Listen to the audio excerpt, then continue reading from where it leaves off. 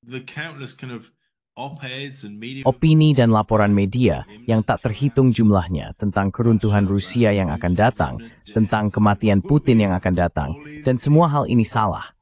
Dan Anda tahu, sekarang orang-orang harus menghadapi kenyataan itu. Dan itu menyakitkan. Itu sangat menyakitkan karena orang-orang Amerika sialan itu melakukannya lagi. Mereka datang dan mengambil alih situasi sementara kita terombang-ambing seperti bayi, menangis dan meratap tentang betapa buruknya semua ini. Dewasalah dan miliki kebijakan luar negeri terhadap Rusia yang masuk akal, yang bekerja untuk Eropa, yang bekerja untuk Rusia, yang bekerja untuk Ukraina. Apa yang begitu sulit tentang itu? What's so difficult about that?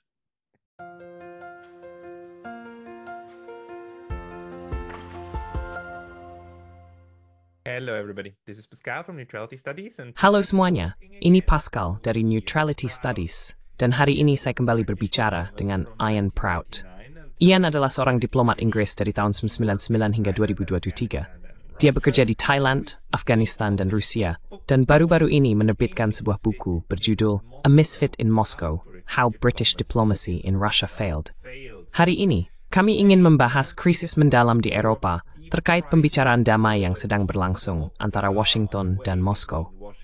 Ian telah menerbitkan beberapa artikel hebat tentang hal ini dalam beberapa hari dan minggu terakhir di Substack-nya, dan saya tidak sabar untuk mendengar pemikirannya. Jadi Ian, selamat datang kembali. So, Ian, welcome back. Remata bertemu Pesno. Senang bisa kemaus. Well, nice to have you back on because you've been... Senang sekali bisa berbicara dengan Anda lagi, karena Anda benar-benar banyak menulis. Dan saya ingin tahu, dalam salah satu tulisan Anda menulis tentang kekacauan media di Inggris, dan bagaimana BBC menjadi gila menghadapi situasi ini. Bisakah Anda menjelaskan sedikit tentang hal itu, dan memberitahu kami bagaimana rasanya membaca media Inggris saat ini, ketika membahas pembicaraan damai atau prospek semacam itu? Talks or the prospect of such. Well, it's in a state of complete flux, Pascal. Nah, ini dalam keadaan yang benar-benar berubah, Pascal. Karena selama 3 tahun terakhir, sebenarnya selama 10 tahun terakhir sejak krisis Ukraina dimulai, sebenarnya sudah 11 tahun sekarang. Ya ampun, selama itu, satu-satunya hal yang diizinkan media BBC untuk dicetak adalah cerita negatif tentang bagaimana semua ini adalah kesalahan Rusia. Kita harus menerapkan tekanan maksimum pada Rusia, tidak memberi mereka cek kosong, meminta pertanggungjawaban mereka, dan small gas laments EU. Dan tiba-tiba, Desember Alphathane telepon 60 menit, Presiden Trump benar-benar memberikan narasi, dan meten, ya sih, kita harus berbicara dengan Rusia. Said, well, no, we should talk to Russia. Engagement is the only way through the deadlock of... Keterlibatan adalah satu-satunya cara untuk melewati kebuntuan dari perang mengerikan ini yang telah menewaskan atau melukai lebih dari 1 juta orang selama 3 tahun terakhir. Keterlibatan adalah satu-satunya hal yang harus kita lakukan. Dan sekarang, media Inggris dengan putus asa mencoba memposisikan ulang diri mereka, tidak benar-benar tahu di mana harus mendarat dalam hal ini, setelah mengatakan hal yang sebaliknya selama 11 tahun terakhir. Di surat ini, curving dusnat the menth, di pers, and his paper in small. Right now in the British press and political establishment. You also wrote that the first reaction... Anda juga menulis bahwa reaksi pertama adalah menyamakan ini dengan bencana, bukan? Bahwa pada dasarnya, sisi buruk sedang menang, atau tampaknya menang, karena tidak ada lagi niat untuk mengalahkannya. Apa narasi itu juga saat kita berbicara pada 25 Februari masih berjalan? Still up and running? Yes, even the Liberal Democrat Party. Ya, bahkan Partai Liberal Demokrat berbicara tentang semacam, Anda tahu, pengkhianatan terhadap Zelensky yang telah terjadi. Orang-orang membicarakan ini sebagai kekalahan, bahwa pendekatan kita telah kalah, bahwa entah bagaimana kita telah mengkhianati Ukraina, kita telah mengorbankan mereka. Semua istilah ini, Anda tahu, media Inggris bahkan mengulangi hal-hal yang dikatakan Zelensky. Anda tahu bahwa sebenarnya Trump hanya menyebarkan propaganda Rusia. Dan twice that this Jody, MN di situasi aneh because of vote. Situation that we find ourselves in, but ultimately, that reposition. Tetapi pada akhirnya, Anda tahu, reposisi itu harus berjalan karena waktu. Mereka berubah. Dan Inggris kecil, sangat sedikit yang bisa kita lakukan untuk menghentikan arus itu. Karena seperti yang saya prediksi sebelumnya, beberapa kali tahun lalu, sebenarnya orang Eropa akan bergerak sebelum kita. Itu akan membuat kita sekali lagi terdampar di belakang, dengan Amerika memimpin, Jerman dan Prancis menyusul di belakang. Anda tahu, sekarang setelah pemilu selesai.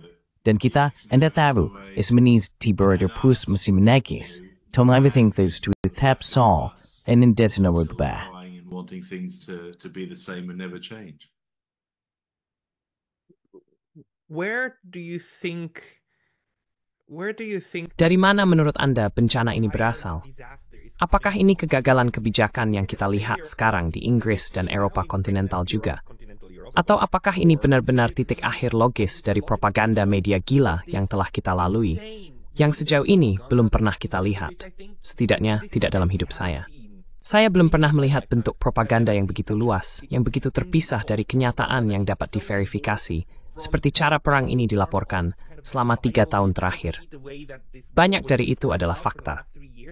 Murni dunia fantasi, termasuk pasukan Korea Utara, termasuk Rusia kehabisan orang, termasuk Rusia kehabisan bahan perang, dan Rusia akan runtuh, dan Ukraina akan menang dan berlari ke Laut Hitam, bukan?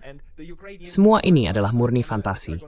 Dan tidak pernah terima ada aku bahwa itu fantasi. Apakah kita melihat kekacauan ada kerawan propaganda? Are we seeing the failure of policy or the failure of propaganda?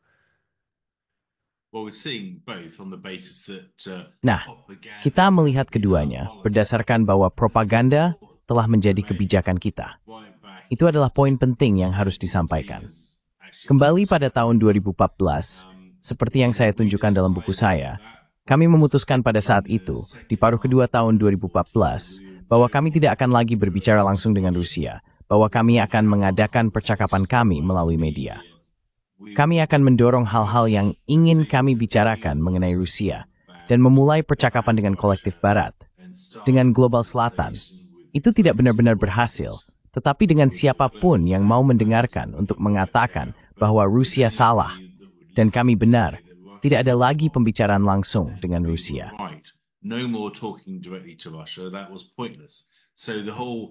Itu tidak ada gunanya. Jadi seluruh dorongan propaganda berasal dari negara itu sendiri. Bahkan sebelum krisis Ukraina dimulai, media Inggris mungkin sudah memiliki bias anti-Rusia.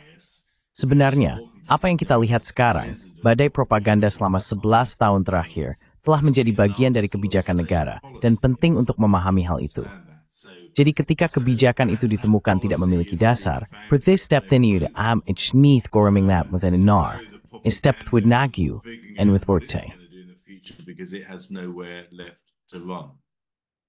Yeah, the reality just hits back. Ya, kenyataan kembali menghantam. Saya hanya bertanya-tanya, di satu sisi, bagaimana kita bisa terjebak dalam kekacauan total ini di Eropa dan Inggris? Dan di sisi lain, apa artinya bahwa sekali lagi, Amerika yang mengeluarkan kita dari situ? Maksud saya, di satu sisi, mereka yang membuat kita terjebak, dan mereka yang mengeluarkan kita. Kita didorong ke dalamnya oleh Amerika. Dan sekarang kita ditinggalkan lagi oleh pihak yang sama. Saya terus mengingat tahun 2008, ketika Jerman dan Prancis tidak ingin berjanji untuk keanggotaan NATO. Pada tahun 2014 dan seterusnya, proses Minsk seharusnya dijamin oleh Eropa kontinental, bukan? Dan kemudian lagi dijual lagi, dan Nord Stream juga dan seterusnya. Dan sekarang, Amerika lagi yang memimpin dan meninggalkan Eropa. Apa pendapatmu tentang itu? And is leaving Europe behind. What do you make out of that? Well, I mean that's the political cycle. Ya, maksud saya, itulah siklus politik, kan? Dan itu sebenarnya menunjukkan bahwa Eropa tidak memiliki kebijakan yang jelas dan tahan lama terhadap Rusia dalam arti strategis mengenai apa yang ingin mereka lakukan dengan Rusia. Dan tahan lama dalam hal bagaimana mereka mengelola posisi AS yang terus berubah. Pada akhirnya, Eropa perlu memiliki kebijakan dengan Rusia yang benar-benar Eropa, yang kebal terhadap perubahan reguler. Seperti ketika Demokrat berkuasa, yang pada dasarnya membenci Rusia, hingga ke Republik, yang memiliki posisi lebih bernuansa terhadap Rusia. kita perlu mengisolasi diri dari itu dan kembali memiliki kebijakan luar negeri Eropa dengan Rusia yang berfokus pada kepentingan strategis masing-masing pihak. Hanya dengan begitu, kita bisa keluar dari siklus ganas ini di mana Amerika datang, kita melakukan persis apa yang mereka inginkan, dan kemudian terjebak dalam masalah. Medyo spurskat merdalik nilith. Maksit youth, and disteksin tokolith, now. It's a bizarre form of Stockholm syndrome in a way. Very bizarre. Sangat aneh. Namun, yang terjadi sekarang adalah kita melihat nuansa-nuansa kan dalam apa yang dulunya merupakan aliansi besar ini. Dan baru saja juga hari ini saya berbicara dengan Andrei Kortunov, dan dia berargumen dalam salah satu esainya bahwa Barat kolektif juga cara Rusia memandangnya atau memikirkannya tidak sekolektif seperti yang mungkin dibayangkan, tidak semonolitik seperti yang mungkin dibayangkan. Kita jelas melihat semua retakan ini sekarang. Dan salah satu perbedaan penting adalah banyak orang Rusia tampaknya mengatakan bahwa orang Amerika jauh kurang Russofobik dibandingkan orang Eropa. Apakah itu sesuatu yang juga Anda lihat seperti ini? Atau apakah Anda memiliki persepsi lain tentang itu? Or do you have another perception on that one? I think there's a risk of... Saya pikir ada risiko generalisasi yang besar. Saya pikir sebagian besar orang di Eropa yang mungkin belum pernah bertemu dengan orang Rusia mungkin bersikap ambivalen. Jika diberi kesempatan untuk benar-benar berinteraksi dengan Rusia, mereka mungkin akan cukup berpikiran terbuka. Ketika saya berbicara dengan orang-orang biasa tentang Rusia, mereka terpesona bahwa saya memiliki pandangan yang berbeda dari apa yang mereka baca di The Sun atau Daily Mail di Inggris. Saya pikir sebenarnya kalangan politik, kalangan media, sangat jelas bersikap Russofobia. Dan Anda bisa mengatakan hal yang sama di sebagian besar tetapi tidak semua Eropa. Saya pikir posisinya lebih bernuansa di Eropa Tengah.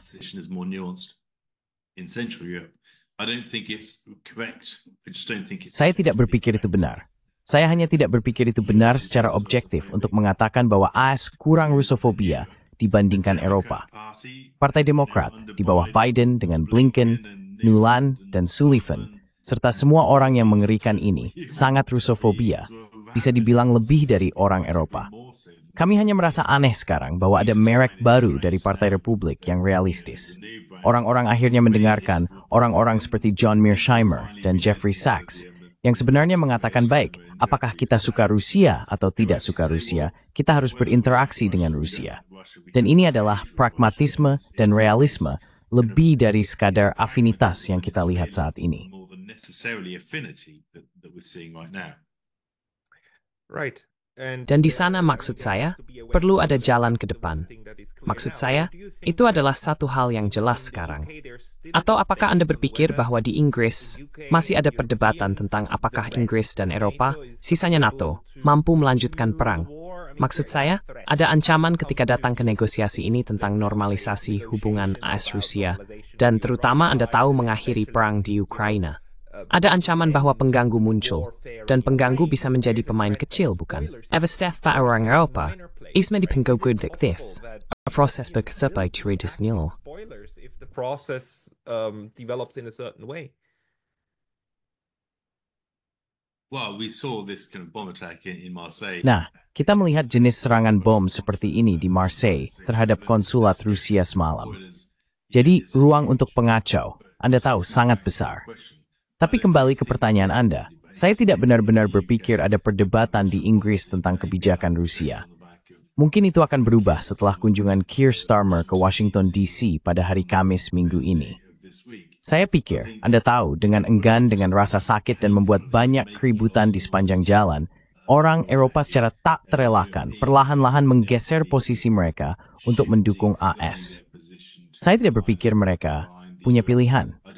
Mereka tidak bisa terus membiayai perang hingga 2026. Ada cukup uang untuk terus berperang setelah tahun ini jika mereka benar-benar harus.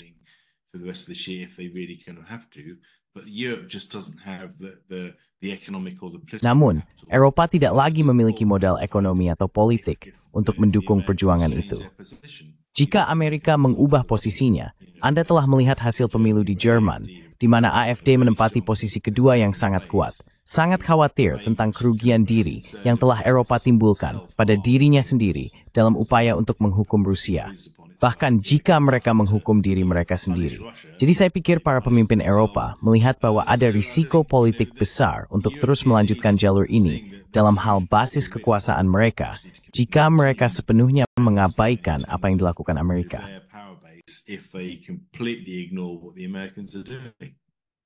Right. But the question remains like what will Benar. Tapi pertanyaannya tetap, seperti, bagaimana Eropa sekarang? Atau biarkan saya mengatakan dengan cara ini, pelajaran apa yang akan mereka yakini telah mereka pelajari? Karena menurut pandangan saya, Eropa juga memiliki catatan belajar dari pelajaran yang salah dari sejarahnya. Bagaimana menurut Anda, Inggris, Jerman, dan Prancis sekarang akan situasi pada di mana mungkin ada perjanjian Rusia yang diperintahkan dari seberang Atlantik? Might be ordered coming from the other side of the Atlantic. Well, Friedrich Merz, Friedrich Merz mengatakan setelah mendapatkan bagian terbesar dalam pemilihan Jerman bahwa sebenarnya Eropa perlu memiliki kebijakan sendiri. Dan saya pikir itulah perubahan yang perlu terjadi.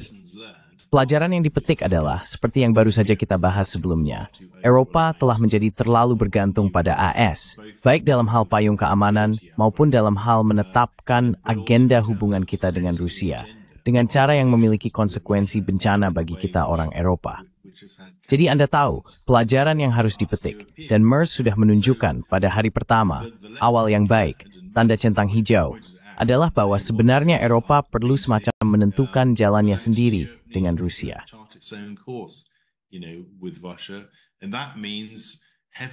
Dan itu berarti, semoga tidak terjadi, membuka kembali hubungan ekonomi. Karena, Anda tahu, saya sangat percaya bahwa hubungan ekonomi dapat membantu meredakan kesulitan politik. Pemutusan pipa gas Rusia yang merugikan diri sendiri ini lebih menyakiti Eropa daripada Rusia. Gelombang sanksi ini perlu dipertimbangkan kembali, dan kita harus melihat rencana untuk melonggarkannya jika rencana perdamaian untuk Ukraina tercapai. Namun, ini harus jadi keputusan berfokus pada Eropa, dan permain manfaat strategis jangka panjang dari hubungan yang normalisasi informing. But isn't there a danger that the opposite might happen? Tetapi bukankah ada bahaya bahwa yang sebaliknya mungkin terjadi? Bahwa orang Eropa mungkin memutuskan, kami membutuhkan kebijakan kami sendiri. Dan jika Amerika menormalisasi hubungan dengan Rusia, maka kebijakan independen kami adalah kami tidak akan melakukan itu. Dan kami akan memberlakukan paket sanksi ke-17, ke-18, ke-19, dan ke-20. Karena pada akhirnya, kami, benua besar, kami bisa melakukan ini. Kami bisa menghancurkan Rusia. Bukankah ada bahaya bahwa mereka mungkin mengambil jalan ini, terutama karena saya tidak melihat perubahan besar di kalangan elit? Oke, sekarang kita akan memiliki kanselir Jerman yang baru. Tetapi bagi saya, Tuan Merz bahkan lebih agresif dan bahkan lebih kecil kemungkinannya untuk menemukan kesepakatan dengan Rusia daripada Tuan Scholz. Saya mungkin salah, tetapi begitulah cara saya memandangnya sejauh ini. But that's how I perceive him so far.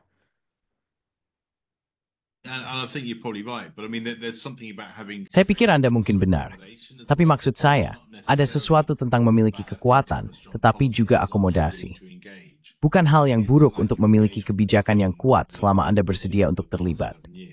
Kurangnya keterlibatan itulah yang menjadi kesulitan selama 11 tahun terakhir. Dan sekarang, orang Amerika telah mencuri perhatian. Mari kita lihat apakah orang Eropa benar-benar menyadari kebutuhan mereka untuk terlibat dengan Rusia juga. Ya, sangat mungkin bagi orang Eropa untuk melanjutkan kebijakan yang merugikan diri sendiri terhadap Rusia, di mana kita sepenuhnya memutuskan hubungan ekonomi pada saat AS sedang membangun kembali hubungan ekonominya dengan Rusia dan juga menjarah kekayaan mineral Ukraina dalam prosesnya. Ada risiko besar kita akan dirugikan di sana saat orang Amerika datang dan mencuri semua hasilnya.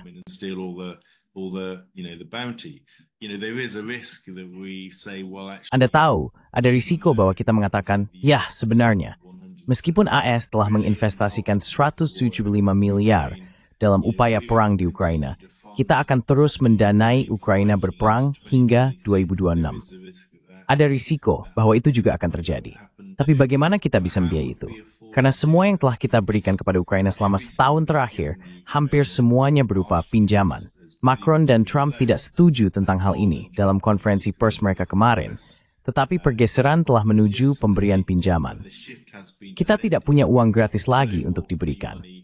Bagaimana mungkin kita bisa mengisi kekosongan besar agar Ukraina terus berperang? Jadi saya pikir ya, orang bisa membicarakan hal ini, dan saya yakin orang akan membicarakan hal-hal ini. Sebisai por, isik fumek yang mereka sensitif with the thrang, and ameleshing tingsness with ingi. Probably going to be weighed as too high. Yeah, and let's not forget the Europeans don't have the industrial Ya, dan jangan lupa bahwa orang Eropa tidak memiliki basis industri. Mereka tidak memiliki kapasitas industri militer untuk benar-benar memasok barang. Maksud saya, bahkan jika orang Eropa berkata, oke, kami akan terjun dan membayar senilai 50 miliar dolar AS berikutnya untuk senjata. Jika AS mengatakan kami tidak akan menjual senjata kepada Anda, maka tidak ada senjata. Karena orang Eropa tidak bisa memproduksinya sendiri. Mari kita perjelas di sini, orang Amerika. But let's be clear, the Americans aren't going to do that. Mari kita perjelas, orang Amerika tidak akan melakukan itu. Ya, saya melihat sangat sedikit kemungkinan orang Amerika tidak menjual senjata. Tapi bagaimanapun, mari kita lihat apa yang terjadi. Maksud saya pikir, Anda tahu apakah orang Eropa ingin membayar uang itu, atau apakah mereka ingin memberikannya kepada Ukraina sebagai utang? Itu akan menjadi keputusan yang buruk. Karena politik memberikan 50 miliar euro lagi kepada Ukraina akan semakin membebani elemen nasionalis di Eropa yang sedang tumbuh saat ini. Terutama di Eropa Tengah, Hongaria, Slovakia, Rumania. Wah, mereka akan mengadakan pemilu lagi. Siapa yang tahu apa yang terjadi di Austria baru-baru ini? Kroasia juga terpilih kembali ke arah yang lebih nasionalis. Jadi ya, saya pikir, Anda tahu, is sex continent now. Ini saya step task of Robert Nauri is a step to Europa. It's a chat akan memiliki military risiko sendiri, tetapi saat tentu juga digagal tebal kawasan tersebut. But also, of course, to the policy's continuance. So let's say the union comes. Jadi, misalkan serikat ini keluar dari sini dengan baik-baik saja, dan mari kita anggap bahwa pengaturan politik secara keseluruhan tetap seperti sekarang. Bagi Anda, sebagai diplomat yang bekerja di kedutaan, jika atau ketika negara-negara memutuskan untuk berbalik arah dan membalikan kebijakan sebelumnya, tanpa mencoba kehilangan muka, bagaimana Anda melakukannya? It's true paling efisien bagi Eropa, and in kebijakan, it's sebenarnya more seperti kemning video. Without looking like it has its pants down. Well, I think that's going to be very, very difficult. Ya, saya pikir itu akan sangat-sangat sulit karena Trump telah mendapatkan keuntungan dari sebuah pemilihan. Sebenarnya, orang Jerman juga telah mendapatkan keuntungan dari sebuah pemilihan. Jadi mari kita lihat bagaimana Merz memposisikan dirinya di sana. Yang lain belum mendapatkan keuntungan itu. Pemilihan Starmer adalah tahun lalu, dan dia hanya menerapkan versi yang lebih ekstrem dari apa yang telah dilakukan Partai Konservatif sebelumnya. Pemilihan menciptakan peluang besar untuk berita yang sangat buruk. Sebagian besar pemimpin politik tidak memiliki keuntungan itu. Jadi saya pikir mereka harus melakukannya dengan halus seperti yang dilakukan Macron kemarin di Gedung Putih, menunjukkan beberapa area nuansa dan ketidaksepakatan di pinggiran, tetapi pada dasarnya mendekati posisi Trump tentang Ukraina. Renal beseng cover to thwart themate the kencatan senjata to beberapa portico died you. Dan hal semacam itu. Need to be a ceasefire in the coming weeks and that sort of thing. So it'll be a gradual sort of. Jadi akan ada pergeseran nuansa secara bertahap dalam hal memposisikan Ukraina dalam pertemuan apapun yang terjadi dengan Trump. Hal yang menarik bagi saya, karena Anda tahu, Prancis jauh lebih rentan terhadap perubahan posisi dibandingkan dengan Inggris, adalah bagaimana Starmer memposisikan dirinya hari Kamis minggu ini ketika sebagian besar media Inggris menuduhnya, menekannya agar tidak mengkhianati Ukraina. Ni bahas memo, it's a post-stroke linksterini, and that'sly, ain't merength. On Thursday is going to be absolutely fascinating. I mean, this strange. Merset, saya ujian aneh antara Inggris dan Ukraina tentang aliansi Sarada States itu, pawu kamu membahas Charles. Ide bodoh itu. What kind of stupid idea is that? In It's completely meaningless. I mean, it's subject if you get another Itu sama sekali tidak ada artinya. as well, actually. Maksud saya, jika Anda mendapatkan artikel lain dari saya tentang topik itu benar-benar konyol, karena tidak ada kesepakatan yang bertahan selama 100 tahun. Pemerintah yang berbeda mungkin saja mengubah jenis kesepakatan itu dalam sekejap. Kita tidak akan memberikan Ukraina 4 miliar setahun selama 100 tahun. Tidak ada pemerintah yang akan setuju untuk melakukan itu. Jadi itu murni sinyal kebajikan. Dan Anda tahu, meniwaimbo it's kiekim mengkong Zelensky. Apa jadi, ithingage, it's kipun dia kirsi blues, ini alit suwe halfkey. Even though he's very obviously on his way out, so it's a bizarre decision. do you have hope? Apakah Anda memiliki harapan bahwa perubahan positif mungkin juga datang dari dalam Ukraina? I know that you Saya tahu bahwa Anda lebih banyak mengamati Inggris dan Eropa, Europe more, but tetapi apakah Anda memiliki indikasi bahwa Ukraina mungkin dapat membantu dirinya sendiri dalam proses ini? well in this process, Karena ada begitu banyak faksi dalam proses politik, yang merupakan salah satu alasan mengapa tipe ultranasionalis Nazi mampu mengancam pemimpin mereka sendiri dan mengejar mereka ke satu arah. their own leaders and Tetapi apakah Anda berpikir bahwa proses ini sekarang mungkin berbalik, dan bahwa faksi-faksi yang berorientasi pada perdamaian mungkin benar-benar mendapatkan posisi yang lebih kuat di dalam Ukraina? and that the peace-oriented factions might actually gain a stronger hand inside Ukraine? I don't know how many peace-oriented factions there are in Ukraine right Saya tidak tahu berapa banyak faksi yang berorientasi pada perdamaian di Ukraina saat ini, sejujurnya. Saya bahkan tidak yakin bahwa Petro Poroshenko adalah kekuatan yang berorientasi pada perdamaian di Ukraina. Dan dia baru saja dikenai sanksi secara internal, Anda tahu, oleh Zelensky. Jadi Anda tahu, saya pikir ini akan menjadi jalan yang sulit. Dan saya pikir mereka membutuhkan suara-suara baru yang nyata. Dan mari kita jujur, emiafkirinya Zelensky si bless me bidwitwan. No telu mlango mamaju. And tahu, ang gorofere, owa, dan fanko, dan su na marka minchu, and oxford seed, mumo persta, ni mak mimpin. coming forward. I mean, where are the leaders? I mean, maybe it's the Zelensky guy who's Maksud saya, mungkin ini adalah orang ilusi yang sedang berada di London saat ini. Orang yang tampaknya mengatur pengeboman Nord Stream. Jadi tidak banyak pilihan. Tetapi, ketika saya mengunjungi Ukraina, ketika saya berbasis di Rusia, saya terus-menerus melihat di antara kaum muda keinginan untuk perubahan. Saya selalu berpikir bahwa aspirasi untuk menjadi bagian dari keluarga Eropa adalah aspirasi yang baik. Itulah yang diinginkan beberapa pemuda Ukraina. Hanya perlu ada sosok muda, energik, benar-benar independen, yang tidak terikat dengan uang oligarki, yang muncul dari jajaran untuk benar-benar membawa politik Ukraina ke arah yang baru.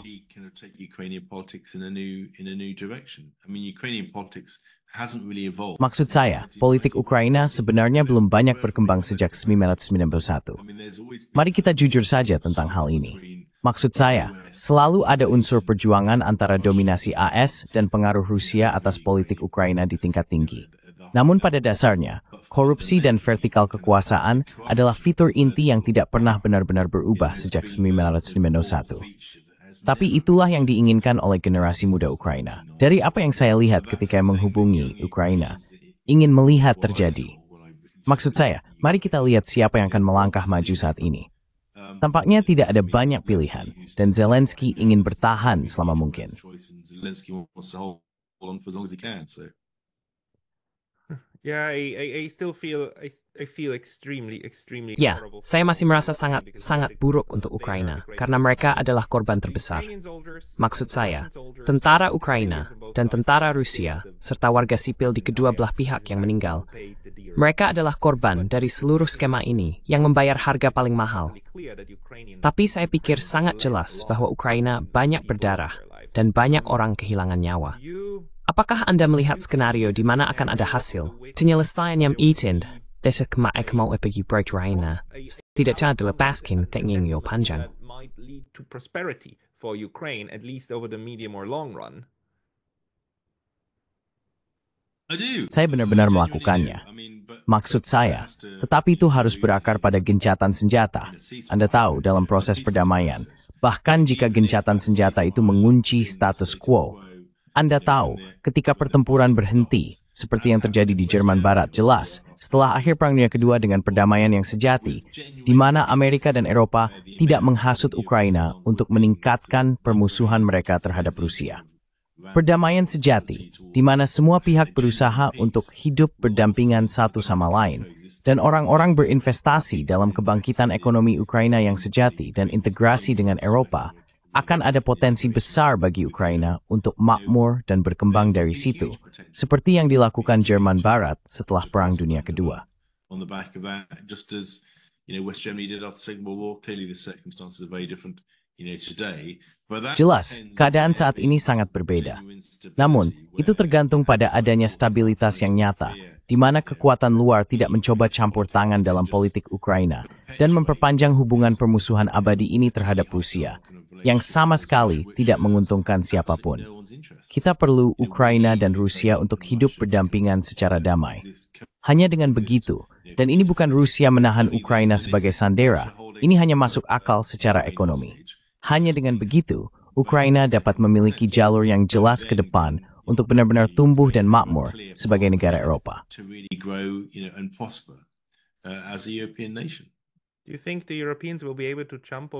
Apakah Anda pikir orang Eropa akan mampu melampaui bayangan mereka sendiri dalam hal ini? Karena mari kita ingat bahwa pada tahun 2014, pemicu kudeta Maidan adalah bahwa Tuan Yanukovych ingin menandatangani perjanjian dengan Rusia dan Eropa, dan Rusia mengatakan, baiklah, dan Eropa mengatakan, tidak, ini salah satu atau yang lain. Dan kemudian Tuan Yanukovych berkata, baiklah, saya akan pergi dengan Rusia. Dan kemudian peristiwa berkembang. Dan itu adalah momen ketika Uni Eropa membuat keputusan. Apakah Anda pikir ini mungkin salah satu pelajaran yang sekarang dipelajari orang Eropa? Bahwa tidak, kita perlu membiarkan jembatan menjadi jembatan dan tidak mengubahnya menjadi tembok. Atau, apakah itu masih terlalu banyak angan-angan di pihak saya?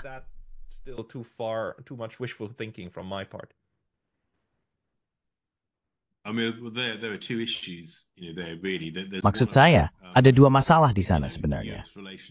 Ada satu tentang hubungan Eropa dengan Rusia itu sendiri, yang merupakan kunci dari semua ini. Dan kemudian ada hubungan Eropa dengan Ukraina, dan hubungan Ukraina dengan Rusia sebagai semacam subset yang terpisah. Jika Eropa benar-benar ingin membangun kembali hubungan yang lebih normal dengan Rusia, hubungan ekonomi dengan Rusia, maka masalah Ukraina sebagai pilihan antara dua, zero-sum, Ukraina, baik dengan Eropa atau dengan Rusia, mulai memudar karena sebenarnya jika Eropa mengejar jenis hubungan yang sama dengan Rusia dalam istilah yang setara, istilah ekonomi, seperti halnya dengan Ukraina, maka pertanyaan itu tidak lagi menjadi masalah yang menonjol.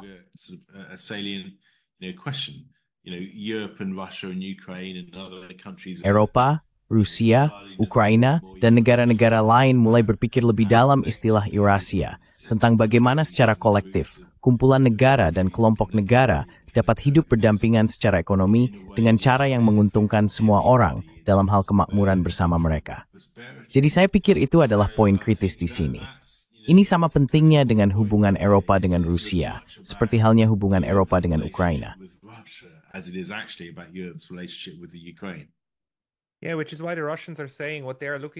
Ya, itulah mengapa Rusia mengatakan bahwa yang mereka cari bukan hanya penyelesaian damai untuk Ukraina.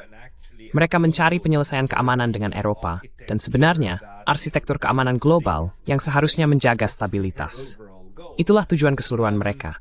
Apakah menurut Anda Eropa per Februari 2025 siap untuk itu? Apakah mereka terbuka untuk mempertimbangkan hal ini?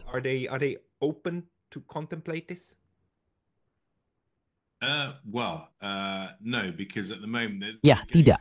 Karena saat ini mereka sedang melalui tahap kedua terakhir dari siklus Yunani, seperti yang saya suka katakan.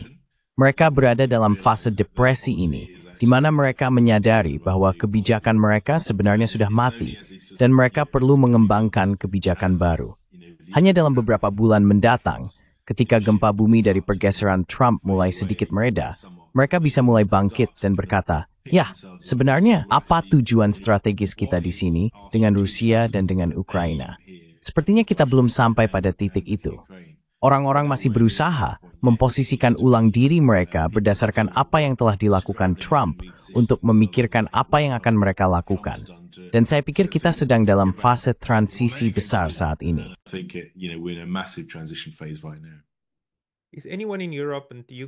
Apakah ada orang di Eropa dan Inggris yang memperhatikan reaksi dari seluruh dunia, seperti dari China, Asia Tenggara, Afrika, dan Amerika Selatan, mengenai bagaimana ada spiritual penting ini disaksikan oleh bagian dunia yang bukan?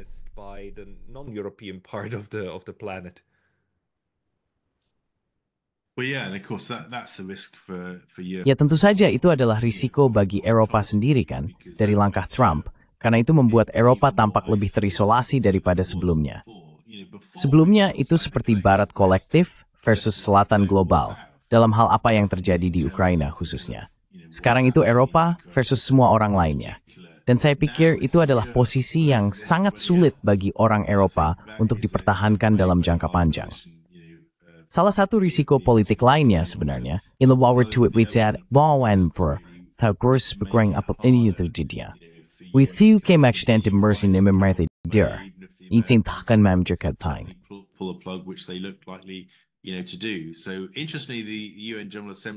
Menariknya, resolusi Majelis Umum PBB kemarin mengatakan bahwa sebenarnya sebagian besar negara kami memilih untuk mengutuk kekerasan yang terjadi di Ukraina. Jadi posisinya cukup bernuansa.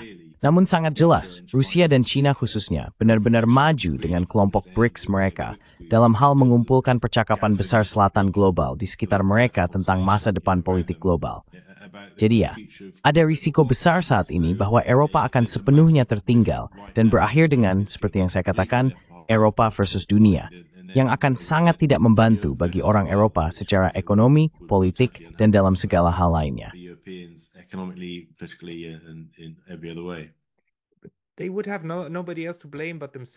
Mereka tidak akan bisa menyalahkan siapapun, kecuali diri mereka sendiri jika itu yang terjadi. Namun, di sisi lain, orang Eropa adalah ahli dalam menyalahkan orang lain atas kesalahan mereka sendiri. Apakah Anda melihat indikasi seperti itu? Seperti, Anda tahu, ketika hal-hal terjadi yang tidak Anda harapkan, maka Anda perlu mulai membuat hipotesis ad hoc tentang mengapa hal itu terjadi. Jadi dari dalam kerangka kerja propaganda yang telah kita terjebak di dalamnya, apa variabel penjelas yang orang-orang temukan saat ini? Oh, itu dukungan dari Tiongkok, atau oh, itu adalah armada bayangan Rusia yang berhasil menjual minyak.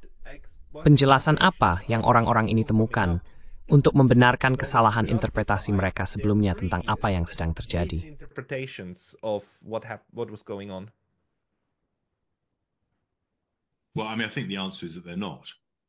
Ya, maksud saya pikir jawabannya adalah mereka tidak melakukannya. Apa yang mereka lakukan adalah mereka hanya mencoba memposisikan ulang narasi mereka saat ini dengan cara yang tidak menyoroti kegagalan mereka di masa lalu.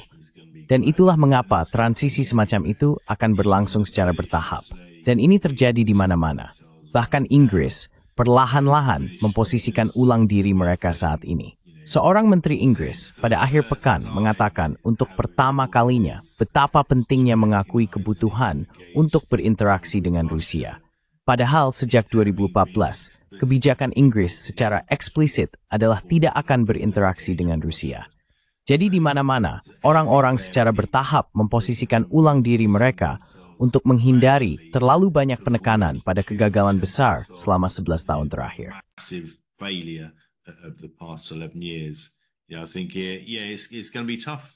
Saya pikir ini akan sulit bagi semua orang, karena sebenarnya akan ada dampak balik secara politik bagi mereka.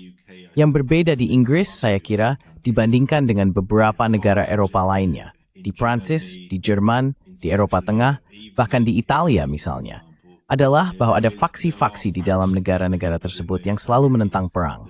Hal itu tidak benar-benar ada di Inggris, di mana hampir ada konsensus menyeluruh dan bahkan sensor terhadap suara alternatif tentang perang.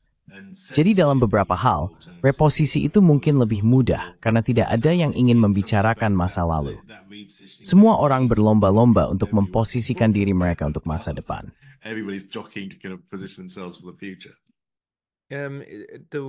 It's not just the way that Ini bukan hanya tentang bagaimana Washington dan Moskow menciptakan pemulihan hubungan atau mencairkan perang. Ini juga tentang fakta bahwa pemerintahan baru AS mengkritik Eropa karena dianggap tidak cukup demokratis dan tidak cukup mendukung kebebasan berbicara. Hal itu menyebabkan kegemparan. Bagaimana media arus utama Inggris dan sebagainya bereaksi terhadap penilaian ini, terutama oleh wakil presiden yang mengatakan hal tersebut sekitar 10 hari yang lalu.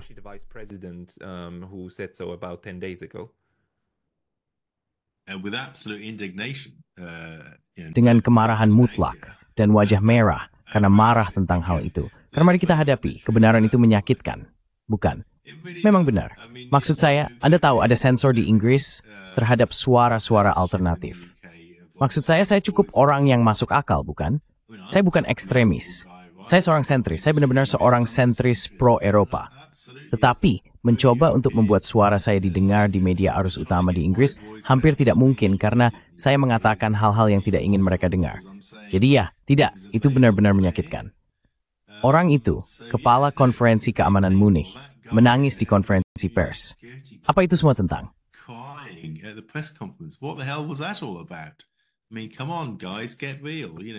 Maksud saya, ayolah teman-teman, bersikaplah realistis. Kalian tahu, dunia sebenarnya sedang berubah. Mari kita semua hidup damai satu sama lain. Mari kita berhubungan baik dengan negara lain. Mari kita bahkan berhubungan baik dengan Rusia daripada hanya mempromosikan perang. Apa yang begitu buruk tentang yang terjadi saat ini? Ini adalah situasi yang cukup aneh bahwa orang bisa mengklaim bahwa berbicara dengan Vladimir Putin sebenarnya membuat dunia dalam krisis yang lebih besar daripada jutaan orang yang telah meninggal sejak akhir Perang Dunia Kedua melalui berbagai konflik dan perang. Banyak di antaranya sebenarnya kita mulai. Bagaimana bisa berbicara dengan orang menjadi krisis? Ini benar-benar konyol.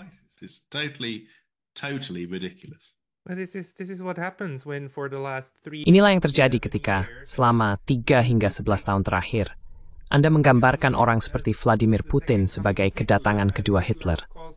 Dan Hitler tentu saja identik dengan iblis.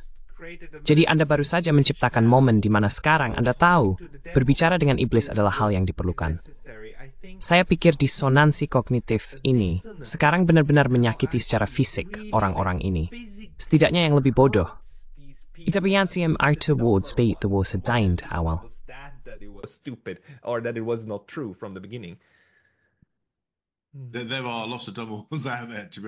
Ada banyak yang bodoh di luar sana.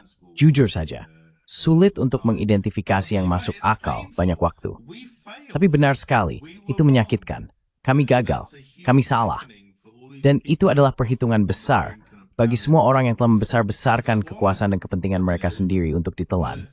Anda tahu banyak artikel opini dan laporan media tentang keruntuhan Rusia yang akan datang, tentang kematian Putin yang akan datang, dan semua hal ini semuanya salah. Dan Anda tahu, sekarang orang-orang harus menghadapi itu, dan itu menyakitkan. Itu sangat menyakitkan karena orang Amerika sialan itu melakukannya lagi.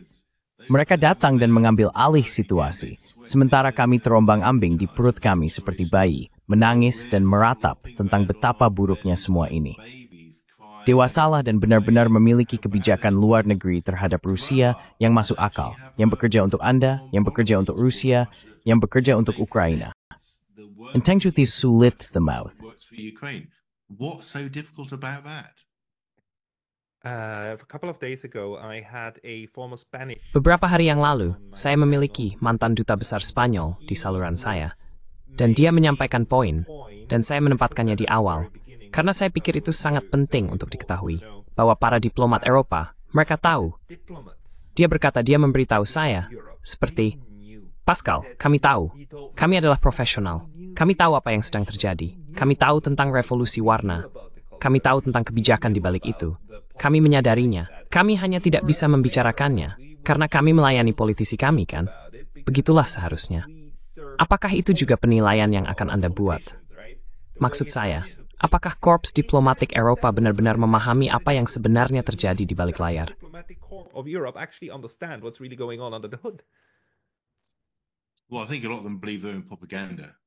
Ya, saya pikir banyak dari mereka percaya bahwa mereka berada dalam propaganda. Tentu saja. Karena jika Anda melihat Korps Diplomatik Eropa, European External Action Service, mereka sebenarnya tidak memiliki kepemimpinan politik. Maksud saya, Anda tahu itu adalah badan yang tidak bertanggung jawab secara demokratis. Saya pro-Eropa, tetapi begitulah adanya. Jadi Anda tahu, suara mereka sebenarnya adalah semacam kebijakan Eropa. Dalam konteks Inggris, ada semacam semisru atau alarm di balik pintu tertutup di King Charles Street tentang kebijakan tersebut. Hampir tidak ada yang memisahkan posisi politik para diplomat.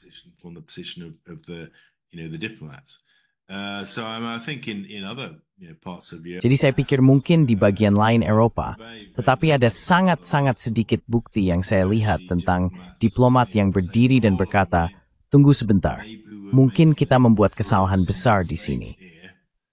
Saya hampir tidak melihat bukti itu selama waktu saya. Dan saya sudah ada sejak awal pada tahun 2014, bukan? Maksud saya melihat Putin di Inggris pada masa yang sedikit lebih baik pada tahun 2013. Saya menyaksikan banyak hal, dan semua orang itu berwengkelan, percaya bahwa apa yang melakukan benar dan dibenarkan. Oke, jadi untuk para diplomat, itu sangat tergantung pada apakah Anda menelan pil ideologi sepenuhnya atau tidak dalam ini. Tepat sekali. Itu selalu membuat saya merasa tidak nyaman. Tetapi saya tidak pernah melihat orang lain yang wajahnya memerah dan batuk-batuk. Maksud saya pergi ke pertemuan Eropa. Saya biasa pergi setiap bulan di Moskow, di kantor delegasi Eropa, pertemuan koordinasi semacam ini. Dan saya ingat saat itu, ketika sanksi mulai diberlakukan, ada seorang diplomat Spanyol yang berteriak kepada kami mengatakan, "Kalian, apakah kalian benar-benar gila? Apakah kalian tidak menyadari betapa bodohnya ini?" Jadi, Anda tahu, Anda bisa melihat elemen-elemen itu dalam pertemuan koordinasi Eropa. Tetapi Prancis, Jerman, dan Inggris sangat mendominasi hal itu. Dan sebagian besar diplomat lainnya mengikuti. Sekarang, yang berubah sekarang tentu saja adalah, Anda tahu di Eropa Tengah khususnya, ada perubahan nyata di mana orang-orang mengatakan, ya sebenarnya tidak, ini salah. Dan saya pikir itu adalah risiko besar bagi Eropa ke depan. Selama 11 terakhir, statsmotis pendapat.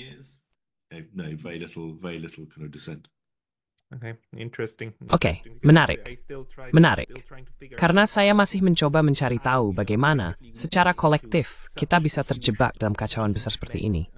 Dan perang kekacauan yang paling parah, bukan? Saya pikir kita akan butuh waktu lama untuk memahami hal itu.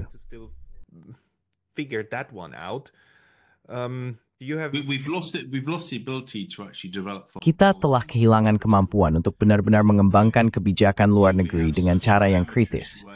Kita memiliki cara yang amatir dalam mengembangkan kebijakan luar negeri. Anda tahu, orang-orang hanya datang melihatnya melalui lensa normatif semata dan mengatakan apa yang terjadi itu salah. Kita harus bertindak. Dan tidak ada yang benar-benar memikirkan opsi kebijakan luar negeri dari posisi apa kepentingan strategis kita di sini. Anda tahu, mengapa penting bagi kita untuk bertindak. Dan kemana kita ingin mencapai dengan ini. Sangat sedikit dari itu yang terjadi.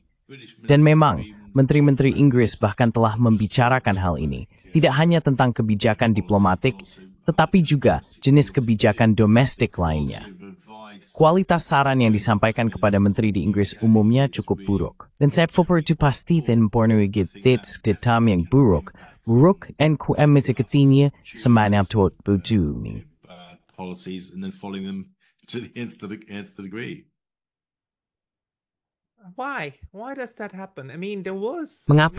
Mengapa itu terjadi?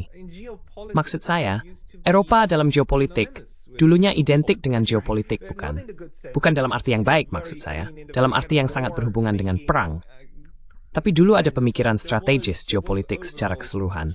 Dan itu tampaknya telah hilang. Atau apakah itu hanya kesan saya aja?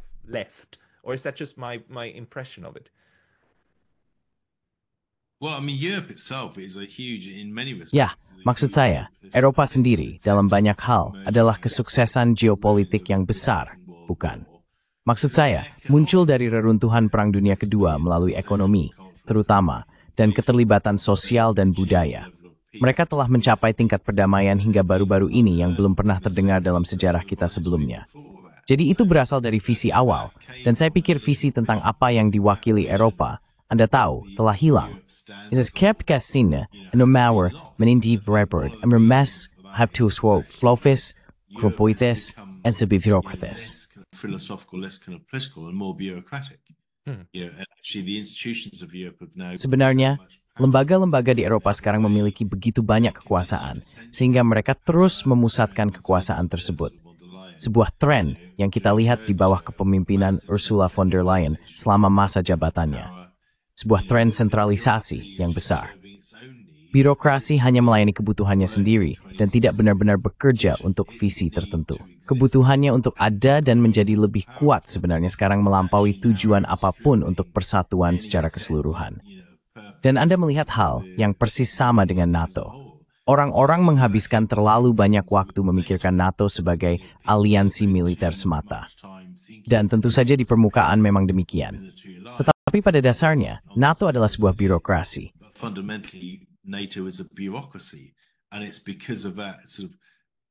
Dan itulah sebabnya, dorongan birokrasi untuk mendapatkan kekuasaan dan berkembang hanya untuk melayani kepentingannya sendiri, yang menyebabkan kita dirugikan. Sebenarnya, begitu kita mulai memikirkan Eropa dan NATO sebagai birokrasi, kita bisa mulai memikirkan bagaimana mereformasi mereka agar menjadi lebih visioner, lebih ringan dalam kemainkan, memungkinkan negara anggota memiliki kebebasan politik sesuai keinginan mereka, tetapi dalam kerangka kerja yang menyeluruh, dan tidak hanya mengejar kekuasaan sebagai tujuan itu sendiri. Dan saya pikir, itu adalah perubahan yang sejujurnya tidak saya lihat akan terjadi dalam waktu dekat, tanpa adanya perubahan politik yang bersifat bencana. Jadi ya, itulah kondisi yang kita alami saat ini.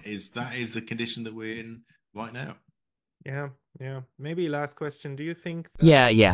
Mungkin pertanyaan terakhir.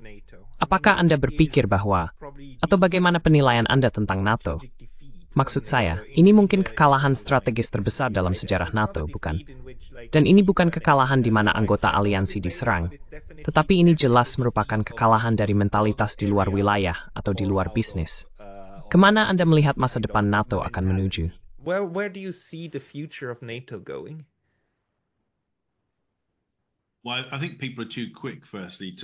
Ya, saya pikir orang-orang terlalu cepat. Pertama-tama, untuk membicarakan tentang AS meninggalkan NATO karena AS mendapatkan manfaat ekonomi besar dari NATO hanya sebagai pasar internal. Maksud saya, NATO, seperti yang saya katakan, orang-orang memikirkan NATO dengan cara yang salah. Mereka memikirkannya sebagai aliansi militer. Ini pertama dan terutama adalah birokrasi, dan ini adalah pasar internal untuk senjata dan persediaan. Meski begitu, NATO telah mengalami, seperti yang Anda katakan, kekalahan strategis besar dalam perjuangan David dan Goliath. Vladimir Putin telah mengatakan, dia tidak akan memperluas dan telah menang. Tidak ada cara lain untuk mengatakannya selain itu. Dan itu akan menyebabkan banyak refleksi dalam NATO itu sendiri, tetapi juga di Eropa secara khusus tentang sifat keamanan Eropa.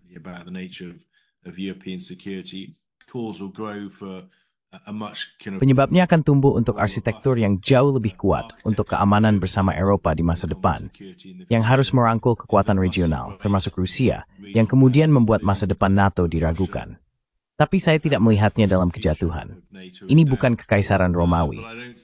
Saya pikir, sebenarnya jika ada, itu hanya akan jatuh ke dalam semacam stasis dan perlahan-lahan layu. Tapi sebenarnya, AS terlalu banyak berinvestasi dalam NATO dalam hal manfaat ekonomi yang mereka peroleh untuk membiarkannya gagal. Mari kita lihat arah masa depan perjalanan pada beberapa tentara Eropa bersama dan hal-hal semacam itu.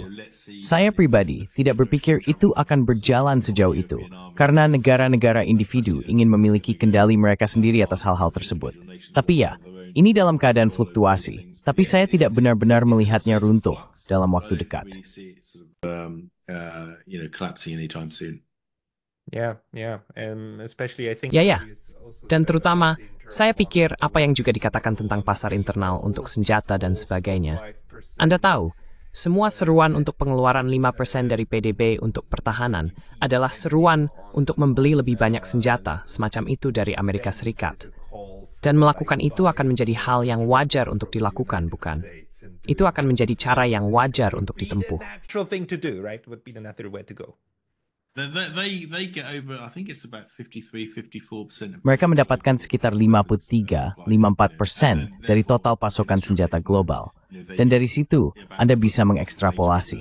Mereka mendapatkan sekitar jumlah yang sama dari beberapa kontrak NATO juga. Maksud saya sekitar sepertiga, sekitar 32% dari semua pengeluaran NATO adalah untuk peralatan. Dan jika Anda ingat bahwa NATO menghabiskan sekitar 1,5 triliun setiap tahun untuk pertahanan, biarkan angka itu meresap sejenak. Sepertiga dari itu, iftal 500 miliar, thicken. Dan itu bakal mendekati di 400 miliar bisnis untuk exceptuan. Dan itu sudah mereka destroy dua pasukannya dalam butinan. I mean, they're not going to give that up anytime soon, are they? Good observation. Good. Pengamatan yang bagus. Pengamatan yang bagus. Ian, senang sekali berbicara denganmu. Terima kasih banyak. Orang-orang yang ingin mengikuti Anda sebaiknya pergi ke Substack Anda, saya kira. Substack, I suppose. The Peacemonger. Yes, that's my Peacemonger. Substack. Ya, itu Substack baru saya. Silakan temukan saya di sana. Ya, terima kasih. Seperti biasa Pascal, selalu luar biasa. Apa yang Anda lakukan sungguh luar biasa. Suara akal sehat yang sangat dibutuhkan selama masa kebijakan yang sangat tidak masuk akal dan membingungkan selama 11 tahun terakhir. Jadi terima kasih atas apa yang telah Anda lakukan. Yeah, so thank you for what you've done.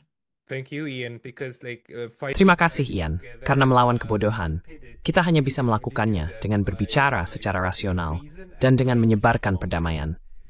Jadi semua orang, kunjungi The Peacemonger dan bantu kami menyebarkan perdamaian sampai mereka menghentikan kebodohan. Ian Prout, terima kasih banyak atas waktumu hari ini. Semangat, Pascal. Semoga sukses. your time today. Cheers, Pascal. All the best.